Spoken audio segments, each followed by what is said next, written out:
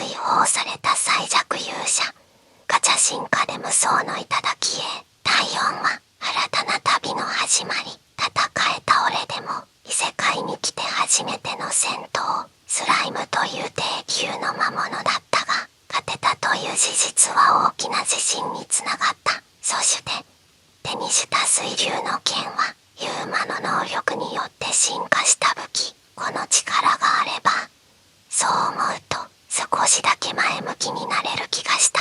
とりあえず街を探そう。情報も宿も食料すらない。何よりこの世界で生きていくために金を手に入れなければならない。川沿いを歩きながらユーマは周囲の風景を眺めた。青く澄んだ空、遠くに広がる深い森、風に揺れる緑の草原。この世界には地球にはない不思議な植物が見られる。例えばほのかに光を放つルミナスグラスや甘い香りのするエルダーハーブなど、意識をすれば脳内の情報が教えてくれた。まるでファンタジーの世界そのものだな。目の前の景色に感嘆しながら進んでいると、やがて道らしきものが見えてきた。土の道が森へと続いており、その脇には木製の看板が立っている。平弁の町まで徒歩2時間。おお、いいぞ、よし。いい感じになってきたじゃないか。森に入ると一気に周囲が暗くなった。木々が生い茂り、太陽の光があまり届かない。ユーマは気を引き締め足を速めた。慎重に行かないとな。ユーマは剣の柄に手をかけながら歩く続けた。その時だった。カサッ。突然木の陰から何かが飛び出してきた。ユーマが反射的に剣を抜くと、視界に入ったのは黒い毛並みを持つ狼のような魔物だった。これはユーマはすぐにアイテム鑑定を試みたが、魔物には反応しない。俺の鑑定はアイテム限定かでも植物に反応するんだから、生き物だって見えていいはずだ。集中し魔物を見つめると、頭の中にぼんやりとした情報が浮かんできた。魔老低級攻撃手段爪、騎馬弱点水。なるほど、断片的な情報だが水に弱いのか。ちょうどいい。ユーマは進化した水流の剣を構えた。こいつならやれる。次の瞬間、魔老が飛ぶ。爪が空を切り、風がうなる。ユーマは踏み込み剣を振り上げた。ズバッ。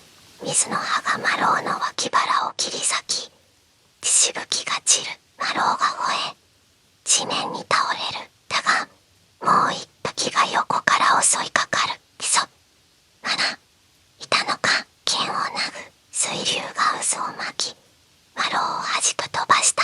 ズバッ。体が裂け地面に崩れた。血の匂いが鼻をつく。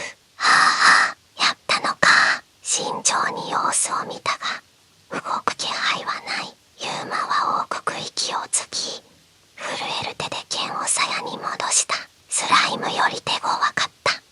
だが勝った。俺だってやればできるんだ。ようやく森を抜けると、明けた草原の先に霊弁の町が見えてきた。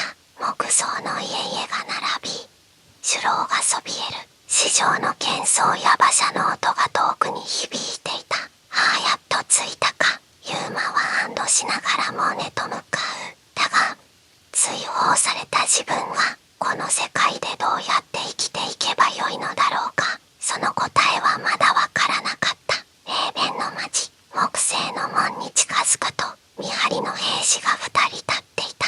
おい、お前、身分証を見せろ。身分証そんなの持ってないぞ。焦りが胸をよぎる。だが正直に話すしかない。すみません。はははは、身分証はないんです。旅人で兵士たちは怪訝そうな顔をしたが、続けて尋ねた。最近勇者召喚があったって噂だが、まさかお前がその勇者ってことはないよな。ユーマの心臓がドクンとなった。勇者も俺は違う。王の冷たい言葉、坂本のあざけりが脳裏をよぎる。唇を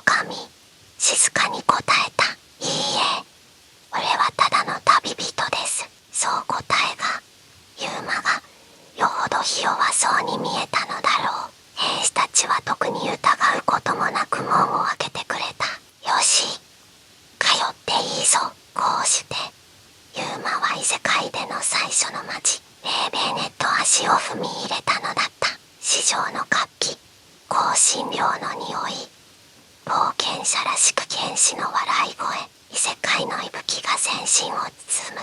ここから俺の旅が始まる。剣を握り、ユーマは胸を張った。この力で絶対に証明してやる。大家坂本に俺が不要じゃない。